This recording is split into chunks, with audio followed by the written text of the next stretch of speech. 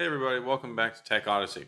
So today I'm here with the full review of the Alcatel JoyTab, the LTE tablet that's available for T-Mobile. It's kind of the budget tier, 168 bucks, but it's got 2 gigabytes of RAM, it's got 32 gigabytes of storage, it's got 4G LTE, and you can add a SIM card in it for additional storage. So that's really nice. It's got a 4080 milliamp battery.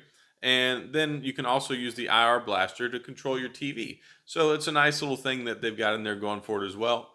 And it has a 600 megahertz spectrum, band 71 LTE, which is the latest and greatest network deployment that T-Mobile has. So in all these newer areas where they've expanded their LTE coverage and into some areas where it wasn't existing previously, this is going to be your best bet for getting an LTE tablet out there, especially at a budget. So even some of the other iPads and stuff like that doesn't have it. So that's a nice thing going for it.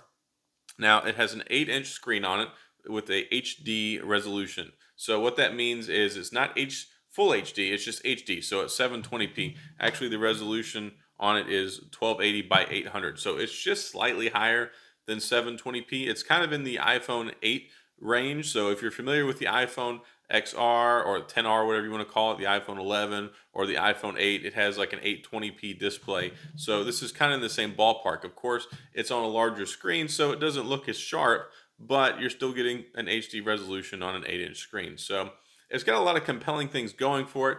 It's got a MediaTek quad-core processor, and that paired with the 4080 milliamp battery gets you going for a while. It'll last you all day long, which is nice. And you have the option and the flexibility, of course, for the LTE or the Wi-Fi, and it also supports 5 gigahertz Wi-Fi. So there's some, more lower end budget products that don't have 5 gigahertz stuff that's been coming out lately. So this one supports dual band, either 2.4 gigahertz or 5 gigahertz. So you get the best of both worlds when it comes to Wi-Fi, and then when it comes to LTE, you get that full LTE deployment capability. So you get a super fast connection. All right, so taking a closer look, here on the back, you've got a 5 megapixel camera. And then you've also got a 5 megapixel camera on the front here, which is capable of HD resolution as well. So this is an ideal tablet if you're traveling, you go out of town, you like to do a lot of FaceTime, you want to use Skype, you want to use the Duo app. Those are some considerations to take into something to take into consideration when you look at a tablet like this. So whenever a lot of people look at tablets, they usually think iPad, they think Samsung Galaxy Tab S, stuff like that. But those are $600, $700 tablets, especially when you're talking about adding LTE in there as well. So, normally a tablet like this would probably run about 80 or 90 bucks, but since you get that LTE modem in there, that's the bread and butter for this, because people that want tablets, especially in the budget sector, you want something that you can take with you wherever you go. It's something you can use for the kids at the restaurant. It's something the kids can use in the back seat. If you got to go for an overnight trip and stay at a hotel, it's something that you can take with you. So you are still connected to your social media. You're still able to FaceTime your family back home, or you're still able to do all the things that you would normally do, but you can do it on the go somewhere where you may not necessarily have a reliable Wi-Fi connection that you can use, or if you don't have the hotspot capability for your phone. So those are just some of the compelling reasons to look into an LTE tablet versus one that's just a normal Wi-Fi tablet, because it's an extra step above. And normally, like I said, you would look at something like this in a little bit less expensive price point, but the fact that you can get it, you can finance it through T-Mobile, or you can buy it outright from T-Mobile and use it either of those ways is a great way to go ahead and get an introductory tablet that won't break the bank, but still gives you a lot of the flexibility that a normal tablet would afford. All right, so talking about performance, this isn't going to be the most powerful tablet you've ever laid your eyes on or put your hands on. Now, it does have some qualities in it that are diminished as far as performance, so it does get a little bit better speed out of the the quad core processor, but it's not something that's going to be super impressive. Now, you can use social media, you can use your Chrome browser, you can do a lot of things on here, especially YouTube and other video streaming services. They work out fantastic. But when you try to get into things like games that are much more hardware intensive, you're going to find that it doesn't really hold up there. I tried playing Mario Kart, I tried playing Boom Beach. I didn't even attempt to play PUBG because it's just not going to run on this. Mario Kart is not really playable on this. Boom Beach is kind of choppy. I did play Alto on here, Alto's Odyssey, Alto's Adventure, and they run okay, but even still, those get a little choppy and laggy sometimes. So if you're looking for something like this, definitely don't think that gaming is going to be a priority on here, because it's not. It doesn't have the power or the resources available to do that.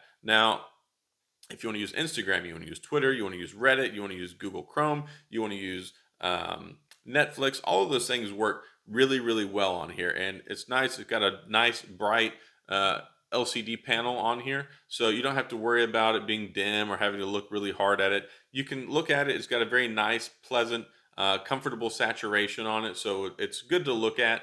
You can enjoy your content on there. And then it's got the speaker here on the back. Now, whenever you're watching things, typically there's two ways that people will hold their tablet. They'll hold it like this, or you'll hold it like this. Now, when you hold it like this, your hand kind of cups on the back. So what it does is it redirects that sound kind of like a curve around through your hand, so you get a little bit more of that front-facing sound versus it all shooting out behind it. And here, kind of the same thing. So your hands act as kind of like a little bit of a soundboard for the sound to make its way back around to you. Otherwise, the sound experience is nothing to write home about. It is adequate. It will allow you to watch things that you want comfortably, but it doesn't get overly loud. Now, you do have your volume buttons over here on the side along with the power button. Those work just fine. It doesn't have advanced security biometric measures, so there's no face scanning, none of that. I did see something on GSM Arena that said it did. I tested it out. It's not in the options. It doesn't have it. Now, you do have the 5 megapixel camera on the front and the back, so you can take selfies, you can do your video stuff, and you can take some pictures while you're out and about. Now, they're not the most fantastic in the world, but for what it is, if you don't have your phone available, it's something that'll work in a pinch. Now, the other thing you've got over here is your expansion card slot. So you can put your SD card or your LTE card in there, your SIM card, if you're wanting to use mobile. So you can use both in there. It's not an either or thing. And it also has the headphone jack on top. So if you still have regular headphones, you can plug those in so you can listen to your music, listen to your social media, listen to your YouTube and all that stuff while you're watching it. So it's a very bare bones device that does what you need it to, and it works well, but it's one of those ones where you do have a little bit of a give and take in the relationship between performance and price. So it's not the most outstanding performance. It's not the most amazing speed in the world. You can't open a whole lot of stuff at once because it only has 2 gigabytes of RAM, but it's also 168 bucks and it has 4G LTE. So there are trade-offs in there versus getting a $300 or a $400 tablet. But overall, like I said, it does what you need it to. It does what you need it to well, and there's not really any issues with it with that. Now, when you turn it on, it's a little sluggish. If you haven't used it in a couple of days, you're going to get several minutes of a bunch of notifications. It's kind of going to freeze it up and it's going to be slow. Once all that stuff gets cleared out, you turn everything on and let it get going, then you're perfectly fine. But just be aware that the first time you start using it, you do a software update. If you haven't used it in a couple of days and you have your Wi-Fi and all that enabled, you're going to get hammered with the notifications, and it's kind of going to slow it down until it gets all that stuff out of its system, just like your normal phone would. But since it's not as powerful, that's something that you're going to have to deal with whenever you do that. But as long as you use it regularly and you keep it turned on and you clear stuff out whenever you're using it, it's really not a problem. But overall, it has this nice plastic textured back. It gives you a little bit of added grip. One other thing is you're going to have to worry about, there's not a whole lot of aftermarket accessories for it. But then again, it's also not something where it's not very fragile. It does have a little bit of a sturdy build to it, so you don't have to worry too much about scratches and dings.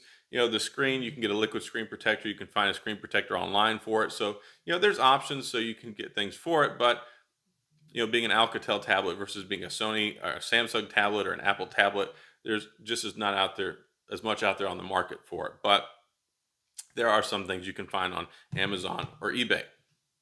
So one last thing I want to talk about is the software. It's running Android 9.0 Pie, which is nice. It currently has an August security update on it, so it's a little behind on the security update stuff. We're here in the early part of November, so I would expect that hopefully that'll be updated soon. But all right, so that's all that I have on the Alcatel Joy tab. It's available for T-Mobile. It's 168 bucks. I want to say thanks again to Alcatel for sending this out to me as a review unit. Of course, I didn't get any compensation for this. They're not seeing this before it gets released. So this is a nice objective video review from me on the Alcatel Joy Tab. So overall, I think it's pretty solid for 168 bucks. You know, there are pros and cons, like I talked about. You are going to have some offsets where you're going to have to trade off for the price. You're not going to get as much power, as much speed, but you do get Android 9.0. You get full LTE capability, so 4G, great signal, and solid performance for things like the internet, social media, and all the important things that are there. You're just not really going to be able to do any gaming. And of course, you can't have a ton of apps open all at once because it's going to suck up the memory. But it's a really nice tablet that you can get for a low price, and you can finance them through T-Mobile. You can buy it outright, and it's 168 bucks as opposed to $300, $400, $500, $600, $700 for other competitor tablets. So that's all I've got on this review. If you have any questions or comments, please feel free to leave them down in the comment section. I'll get back with you. As always, thanks for tuning in, and I'll see you guys next time.